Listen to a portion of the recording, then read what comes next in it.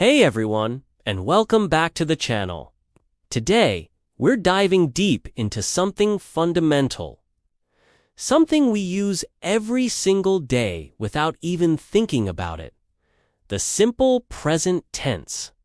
Now, I know what you might be thinking. Simple present.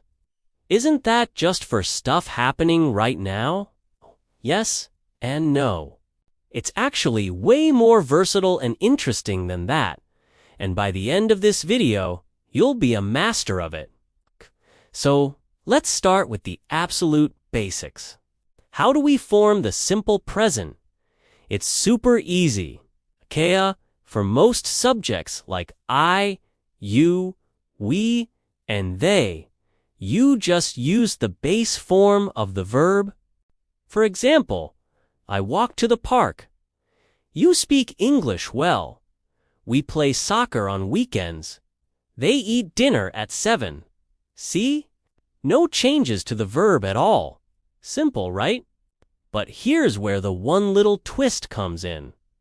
When we're talking about a third-person singular subject, that means he, she, or it, we usually add an s or es to the end of the verb.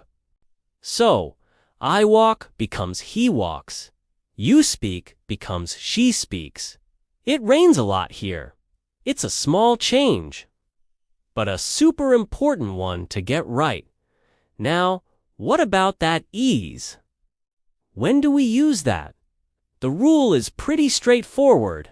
If the verb ends in s, z, s, h, c, h, or x, we add es. For example, miss becomes misses, comes buzzes. Wash becomes washes, comes watches. And fix becomes fixes. This just makes the word easier to say. Try saying he watches TV. It's awkward, right? He watches TV flows much better. And there's one more little group, verbs ending in y. If the verb ends in a consonant plus y, you change the y to an I and add es. For example, study becomes studies, cry becomes cries. But if the verb ends in a vowel plus y, you just add s as usual. Like play becomes plays, and enjoy becomes enjoys. Okay? So that's the how. Now for the when and why, which is the really fun part. The most common use of the simple present is to talk about habits, routines, and things that happen regularly. Think about your daily life. I wake up at 6 a.m. She drinks coffee every morning. They take the bus to work. These aren't necessarily happening at this exact second, but they are regular, repeated actions. This is probably the biggest and most important use of the simple present. What's one thing you do every day? Drop it in the comments below using the simple present. Next up, we use the simple present for general truths and scientific facts. These are things that are always true. For example, the Earth revolves around the sun.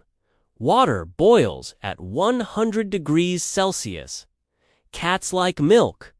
These statements aren't tied to a specific time. They are universally accepted facts.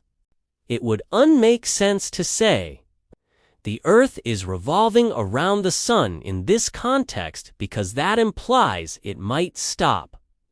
The simple present shows it's a permanent state of affairs.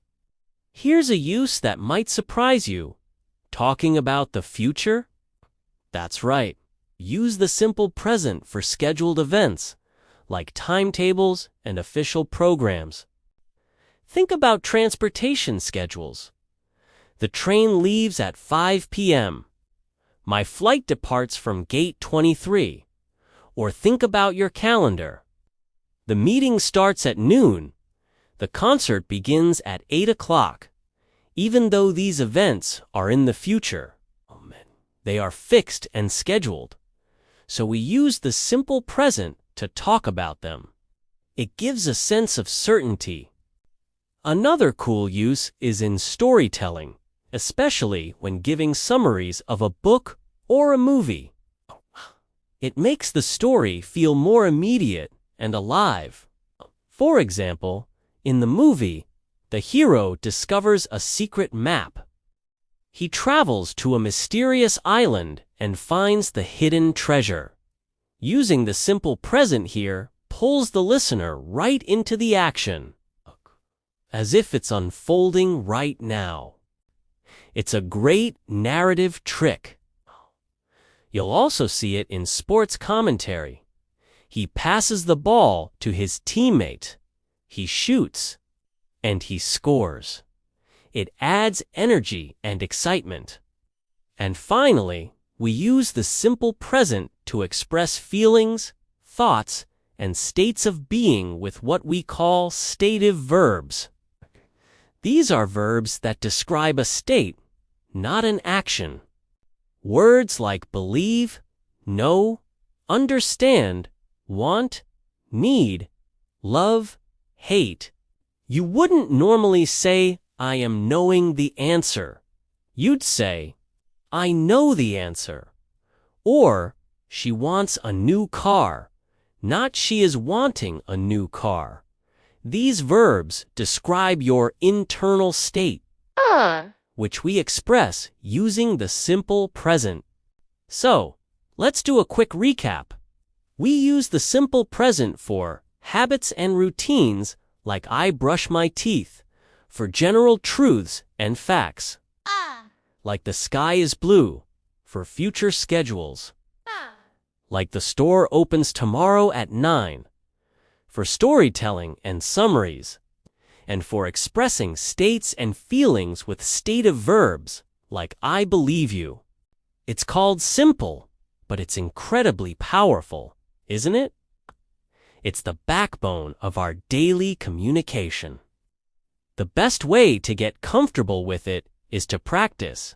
Try to notice it when you're reading or listening to English. Try to use it when you're speaking. Describe your daily routine to a friend or summarize the last TV show you watched.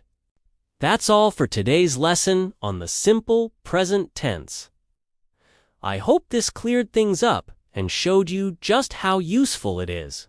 If you found this video helpful, please give it a thumbs up. It really helps the channel. And do you want forget to subscribe and hit that notification bell so you won't miss our next video. Thanks so much for watching, and I'll see you in the next one. Bye for now.